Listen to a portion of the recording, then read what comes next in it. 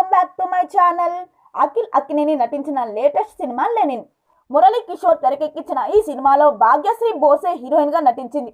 July 10న ప్రేక్షకుల ముందుకు వచ్చిన ఈ సినిమా సూపర్ హిట్ గా నిలిచింది. బాక్స్ ఆఫీస్ వద్ద భారీ వసూలు రాబడుతుంది. ఇప్పటికే ఈ సినిమా 70 కోట్లకు పైగా కలెక్షన్లు సాధించి 100 కోట్ల వైపు వేగంగా అడుగులు వేస్తుంది.